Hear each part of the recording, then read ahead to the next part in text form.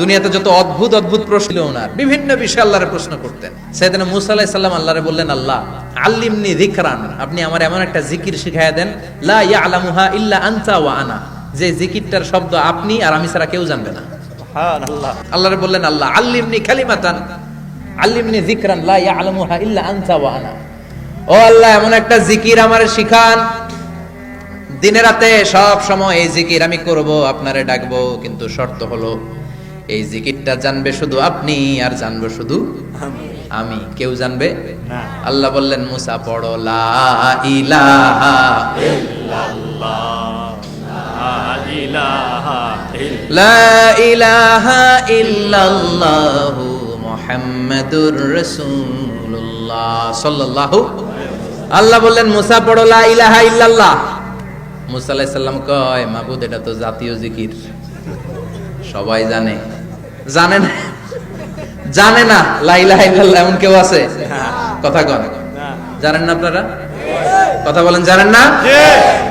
মুসা আলাইহিস সালাম বললেন, আল্লাহ এটা জাতীয় জিকির কইলেন কেন? আমি তো চাইছি এক্সট্রা অর্ডিনারি, অসাধারণ একটা জিকির, সুপারক্যালিফ্রাজিলিস্টিক এক্সপিয়ালিডোসাস, এক্সেলেন্ট একটা জিকির, আনপ্যারালাল, কারো কাছে নাই, শুধু আমি জানবো আর আমি পড়বো। আল্লাহ বললেন, মুসা এই লা ইলাহাকে যদি এক পাল্লায় রেখে দাও, তামাম বিশ্ব, সাত আকাশ, সাত জমিনটারে তুলে যদি তুমি আরেক পাল্লায় রেখে দাও, লা রাজাহাত কাফাতু লা ইলাহা ইল্লাল্লাহ, মুহূর্তের মধ্যে লা ইলাহার পাল্লা ভারী হয়ে যাবে। সুবহানাল্লাহ। ও মুসা, তুমি যতই এক্সক্লুসিভ জিকির চাও, লা ইলাহার চেয়ে দামি জিকির আমার কাছে নাই। চিৎকার করে পড়তে হবে আল্লাহু আকবার, আল্লাহু আকবার। আবার আপনি যখন লা ইলাহা ইল্লাল্লাহ এটা পড়েন, জিকির করেন কার? ঝিনুকের ভেতর লুকিয়ে থাকে যেমন মতি, ঝিনুকের ভেতর লুকিয়ে থাকে যেমন মতি, কালমা শাহাদাতে আছে আল্লাহর জ্যোতি, কালমা শাহাদাতে আছে আল্লাহর জ্যোতি। পড়েন সুবহানাল্লাহ, সুবহানাল্লাহ। লা ইলাহা ইল্লাল্লাহ সবচেয়ে শ্রেষ্ঠ জিকির। তার মানে নামাজ ও জিকির, কোরআন ও জিকির, এই যে আমরা ওয়াজ করতেছি এটাও কি কথা কর? বিশ্ব নবীর আল্লাহ বললেন, ও নবী ফাযাক্কির ইন্নামা আনতা, ও নবী আপনি জিকির করেন মানে ওয়াজ করেন। ইন্নামা আনতা মুযাক্কির, ও নবী আপনি ওয়াজ করে শোনান। লাস্তা আলাইহিম বিমুসাইতির, আপনারে দারোগা বানিয়ে পাঠাই নাই, আপনি শুধু ওয়াজ করেন। কার কথা? চিল্লায় বলেন কার কথা? আল্লাহর। কিন্তু এইখানে জিকির দ্বারা উদ্দেশ্য হচ্ছে জুমার খুতবা। ফাসআউ ইলা যিকরিল্লাহ, আল্লাহর জিকিরের দিকে ধাবিত হও, এই জিকির দ্বারা উদ্দেশ্য হলো জুমার খুতবা। তার মানে জুমার খুতবা যে খতিব সাহেবরা দেন, এখানে মসজিদের খতিব আছেন কারা কারা দেখি একটু হাত তোলেন তো। 1 2 3 4 5 6 7, গুণে শেষ করা যাবে না, অনেক খতিব। আল্লাহ এই খতিবদেরকে তুমি কবুল করো, আর জোরে পড়েন আমিন। এই যে যিকরুল্লাহ, ফাসআউ ইলা যিকরিল্লাহ দ্বারা আল্লাহ তাআলা জুমার খুতবাকে বুঝিয়েছেন। কি বুঝিয়েছেন? মনোযোগ আপনাদের আছে না গেছে? শেষ করে দেই, অনেক রাত হয়েছে তো। ছোট্ট একটা দোয়া পড়ি, শেষ করব না? আরো কয়েক মিনিট মনোযোগ থাকবে? তাকবীর দেন, লিল্লাহে তাকবীর, আরো জোরে দেন, লিল্লাহে তাকবীর, আল্লাহু আকবার।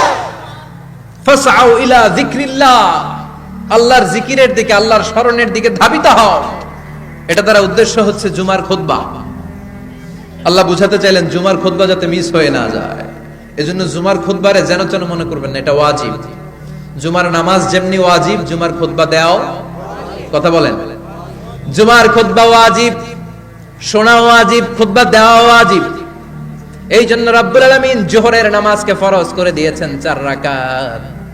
যেহেতু জোহরের নামাজের আগে পরে কোনো খুতবা নাই, জুমার দিন খুতবা আছে, তাই জুমার দিন 4 রাকাত থেকে কমিয়ে তিনি 2 রাকাত করে দিয়েছে। কি ব্যালেন্সড ইসলাম, কি ভারসাম্যপূর্ণ আমাদের জীবন বিধান। প্রতিদিন জোহরের সময় ফরজ কয় রাকাত, কিন্তু জুমার দিন ফরজ কয় রাকাত? 2 রাকাত কমাইলো কেন? খুতবা, সুবহানাল্লাহ কইবেন না? এজন্য জুমার খুতবাটা খতিব সাহেব যারা আছেন খুবই জরুরি। এটাকে খুব কনস্ট্রাকটিভ মুডে সমাজে তুলে ধরতে হবে, মানুষকে এডুকেট করতে হবে, ইনস্ট্রাক্ট করতে হবে। আপনাদের অনেক দায়িত্ব, you have huge responsibilities in your shoulder. আপনাদের অনেক দায়িত্ব। খতিব যারা, এটা ছোটখাটো কোনো রেসপন্সিবিলিটি নয়, এটা অনেক বড় দায়িত্ব। এজন্য জুমার দিন মানুষকে আপনার শিক্ষিত করতে হবে। এই জুমার খুতবা, জুমার আলোচনার সাথে পৃথিবীর কোনো আলোচনার কোনো মিল নাই, কারণ জুমার আলোচনা সব সময় অন টাইম, একটা নির্ধারিত সময়ে হয়। পৃথিবীর অন্য কোনো আলোচনা নির্ধারিত সময়ে হয় নাকি? কথা কন। আমরা বক্তারা নির্ধারিত সময়ে মাইক পাই? কথা কন। কোনদিন 8টায়, কোনদিন 9টায়, আজকে পড়ছি কয়টায়? কিন্তু জুমার খুতবার এটা চেঞ্জ হয়। কি বরকতের একটা জলসা! ওই দিন সবাই আসতে হয় মসজিদে। ফুল টাইম নামাজি এরা আসে, পার্ট টাইম নামাজি এরা আসে, বেনামাজি এরাও আসে, আস্তিক এরা আসে, নাস্তিক এরাও আসে, আওয়ামী লীগ আসে, বিএনপি আসে, জাতীয় পার্টি আসে, জামাত ইসলাম আসে, হেফাজতে ইসলাম আসে, তাবলিগের ভাইয়েরা আসে, পীরের মুরিদেরা আসে, সবাই আসে।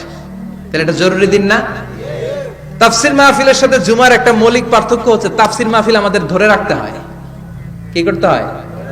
ধরে না রাখলে শ্রোতা উঠে যায়। কিন্তু জুমার খুতবা কি ধরে রাখা লাগে? কথা কন। ওঠার সুযোগ আছে, কারণ সামনে কি জুমার নামাজ। সুবহানাল্লাহ কইবেন না? এটা অনেক জরুরি। এজন্য জুমার খুতবা যারা দেন এরা বিশ্বনবীর দায়িত্ব পালন করেন। আল্লাহু আকবার। বিশ্বনবীর মাদানী ইনিংস কয় বছরের? 10 বছর। বিশ্বনবীর মাদানী ইনিংস শুরু হয়েছে মসজিদে নববী তৈরি করার মধ্য দিয়ে। বিশ্বনবী মসজিদে নববী তৈরি করার পর মসজিদে নববীর খতিব হিসেবে দায়িত্ব নিলেন। সুবহানাল্লাহ। বিশ্বনবী 1টা 2টা 5টা 10টা না, মসজিদে নববীতে 10 বছরের ইনিংসে 500টারও বেশি জুমার খুতবা দিয়েছেন। সুবহানাল্লাহ। বাড়িতে যায় বলেন কত খুতবা? 500রও বেশি খুতবা দিয়েছে। মদিনার সমাজটা এমনি জান্নাতি সমাজ হয় নাই। মদিনার সোসাইটিটাকে জান্নাতি সমাজ বানানোর জন্য বিশ্বনবীকে 500টা বক্তব্য দিতে হয়েছে। চিল্লায় পড়েন আল্লাহু আকবার। প্রতি সপ্তাহে যে আয়াতগুলো নাজিল হতো বিশ্বনবী এগুলো নিয়ে কথা বলতেন। এই সপ্তাহে যে সমস্ত আয়াতগুলো নাজিল হলো ওই আয়াতগুলো নিয়ে বিশ্বনবী জুমার দিন খুতবার মধ্যে কথা বলতেন। এই সপ্তাহের মধ্যে রাষ্ট্রীয় যত ক্রাইসিস আছে এই সমস্যাগুলো নিয়ে বলতেন। এই সপ্তাহে সমাজের মধ্যে বড় বড় যত ঘটনাগুলো ঘটে গেল এগুলো নিয়ে বিশ্বনবী জুমার দিন কথা বলতেন। সুবহানাল্লাহ। যেন খতিব যারা আছেন জুমার আলোচনাটা অনেক কনস্ট্রাকটিভ, ফ্রুটফুল হতে হবে, কোরআনের আলোকে হতে হবে। বিশ্বনবী জুমার খুতবা দিচ্ছেন, হঠাৎ বিশ্বনবী দেখলেন হাসান আর হুসাইন লাল 2টা জামা পরে জুমার মসজিদের মধ্যে ঢুকে একবার কাতারের এইদিকে দৌড় মারে, আরেকবার ওইদিকে দৌড় মারে। ছোট বাচ্চাদের এরকম দৌড়াদৌড়ি আছে না নাই? রাজা মেহরও আছে। ছোট বাচ্চাদেরকে মসজিদে ঢুকতে দেন তো না বের করে দেন? বের করে দেয়।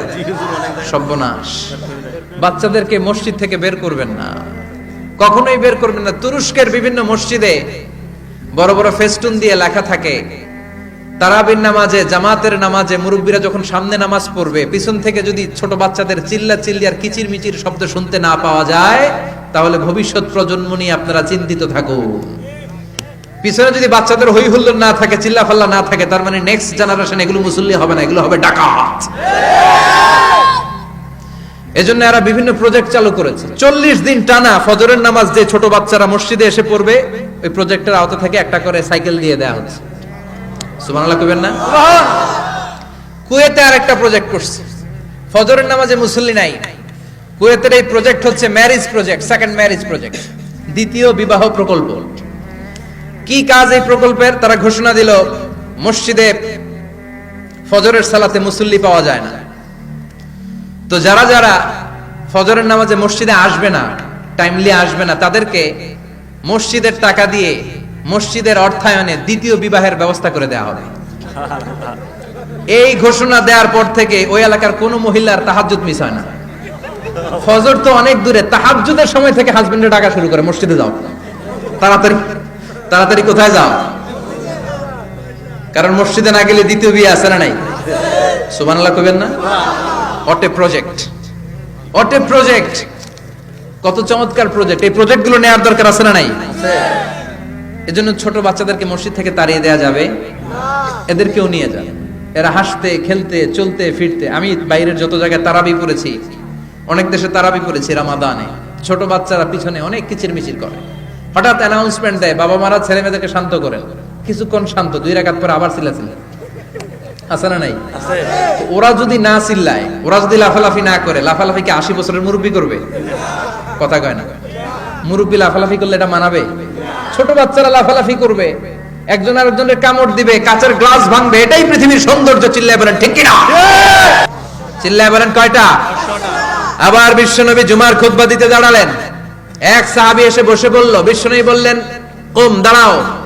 2 রাকাত পড়ছো? সাহাবী কয় না, পড়ি নাই। বিশ্বনবী বললেন ইরকা রাকাতাইন, 2 রাকাত পড়ো। সাহাবী 2 রাকাত পড়া শুরু করলেন, বিশ্বনবী আবার খুতবা দেওয়া শুরু করলেন। খুতবার নিরবিচ্ছিন্নতাকে ভঙ্গ করে বিশ্বনবী তাকে দাঁড়াতে বললেন, 2 রাকাত নামাজ পড়তে বললেন। তার মানে খতিব সাহেব মন গড়া শুধু খুতবা দিয়ে যায় না, ডানে বায়ে কোথায় কি হচ্ছে সবকিছু নজরে রেখে, কন্ট্রোলে রেখে, সামাজিক সব সমস্যার কথাগুলো তুলে ধরে অসামাজিক কার্যকলাপের বিরুদ্ধে হুঙ্কার দিয়ে জুমার প্ল্যাটফর্মটাকে শক্তিশালী করাই হচ্ছে একজনের খতিবের দায়িত্ব। চিল্লায় এখন ঠিক কিনা? এই কাজই করেছেন বিশ্বনবী 500টা খুতবায়। আবার বিশ্বনবী দাঁড়িয়ে খুতবা দিচ্ছেন, এক সাহাবী এসে বলেন, নবী মদিনার মধ্যে পানি নাই, অনাবৃষ্টি, দুর্ভিক্ষ, আপনি একটু দোয়া করেন যাতে বৃষ্টি হয়। কিসের দোয়া?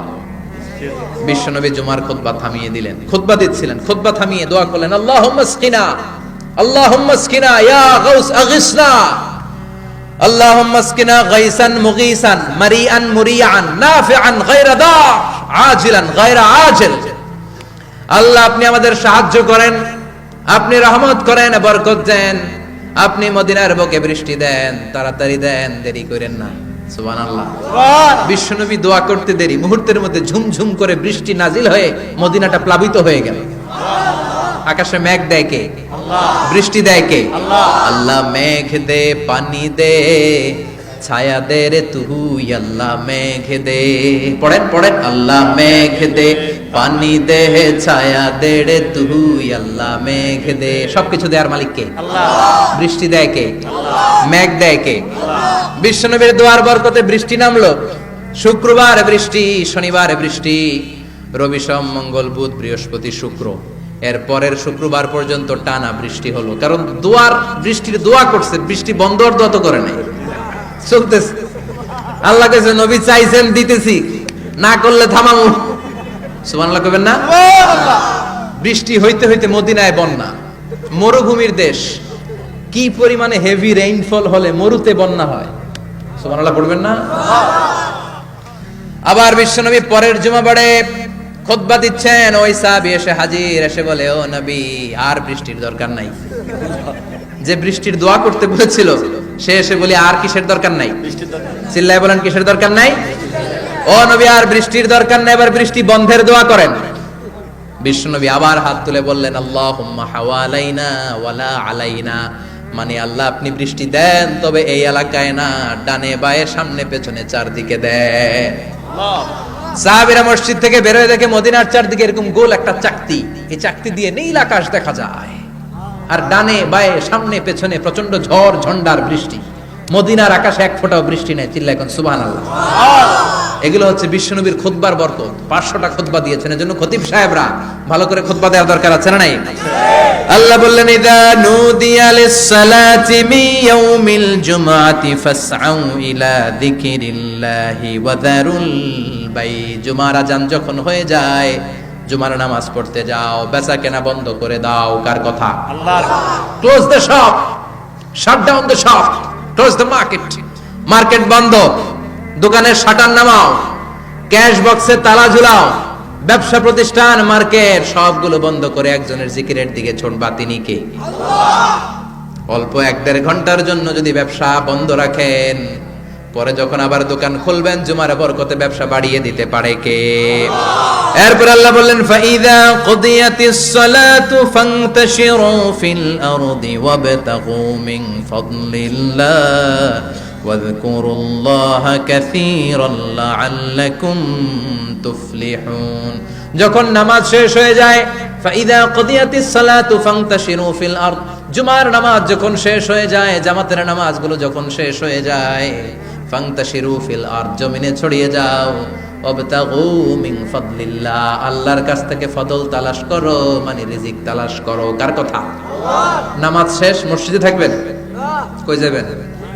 কথা কন, জোরে কন। নামাজের সময় ঢুকবেন কই? নামাজ শেষে যাইবেন কই? আবার বলেন আজান হলে ঢুকবেন কই? আজান শেষ, নামাজ শেষ, যাবেন কই? কুদিয়াতিস সালাহ ফান্তাশিরু ফিল আরদ। এটা হচ্ছে ইসলামের বিধান। মসজিদে গোল হয়ে বসে থাকার কোনো বিধান নাই। শুধু মুরব্বী যারা, কাজ নাই, ফ্যামিলিরে দেওয়ার কিছু নাই, অবসর সময়, অঢেল সময় মসজিদে বসে তেলাওয়াত করেন, জিকির করেন, সমস্যা নাই। কিন্তু যুবক যারা, নামাজের পরে সমাজকে উপহার দিবা, রাষ্ট্রকে অনেক কিছু উপহার দেওয়ার আছে, তোমার ফ্যামিলির প্রতি অনেক দায়িত্ব আছে, কর্মক্ষম কেউ নামাজের পরে মসজিদে অলস সময় কাটানো যাবে না। বিধানটা কার? ওমর ফারুক মসজিদে নববীর ইমাম, জোহরের নামাজের ইমামতি করলেন, বের হয়ে আসলেন, দেখেন মসজিদের বারান্দায় ইয়ামান থেকে আসা কিছু লোক গোল হয়ে বসে বসে জিকির করে। কি করে? মনোযোগ নাই। কি করে? জিকির করে। উনি চলে গেলেন, আসরের সময় আবার ইমামতিতে আসলেন, আসরের সালাত পড়িয়ে চলে যাচ্ছেন, আবার দেখে গোল হয়ে জিকির করে ওই দল। মাগরিবের নামাজে ইমামতি করলেন, চলে যাওয়ার সময় দেখে সবাই যায়, এরা যায় না, গোল হয়ে বসে বসে জিকির করে আর তাসবিহ পড়ে। এবার ওমরে ফারুক বললেন, আসসালামু আলাইকুম। সবাই বলে ওয়ালাইকুম আসসালাম। মান আনতুম? তোমরা কারা? কয় নাহনু আল মুতাওয়াক্কিলুনা আলাল্লাহ, আমরা আল্লাহর উপর তাওয়াক্কুল করছি। তো তাওয়াক্কুল করে যে বসে আছো, তোমাদের ফ্যামিলি নাই, ছেলে মেয়ে নাই, দায় দায়িত্ব নাই, সমাজকে উপহার দেওয়ার মতো কিছু নাই, আর তোমরা যে বসে আছো তিনটা বেলা খাইলা কোত্থেকে? না রোজাদার। ইয়ামানি লোকগুলো বলে না রোজা রাখি নাই, খাইছি। ওমর বলল বড় আল্লাহর ওলি খানা করতে আইছে। আমাদের জিকির আর বুজুর্গি দেখে আশেপাশের লোকজন খানা দিয়া গেছে। ওমরে ফারুক বলে তাইলে তো তোমরা মিথ্যাবাদী, তোমরা মুতাওয়াক্কিলুনা আলাল্লাহ নও, তোমরা আল্লাহর উপর তাওয়াক্কুল করনি, তোমরা হচ্ছে আল মুতাওয়াক্কিলুনা বা'দুকুম বা'দা, একে অপরের উপর নির্ভরশীল। যারা খানা দিয়ে যায় এদের উপর তোমরা নির্ভরশীল। তোমরা জিকির করার তাকায় থাকো, বাটি আসে কোন দিক দিয়া? খাবারের প্লেট আসে কোন দিক দিয়া? জোরে কোন, ঠিক কিনা? ঠিক। আল্লাহর উপর তাওয়াক্কুল এটা নয়। আনতুমুল মুতাওয়াক্কিলুন বা'দুকুম বা'দা। এখনই মসজিদ থেকে বের হয়ে যাও। এরপরে কোনদিন নামাজের পর গোল হয়ে বসে থাকতে দেখলে পিটায়া মসজিদ থেকে তাড়াবো। এটা হচ্ছে ইসলামের বিধান। চিল্লা এখন ঠিক কিনা?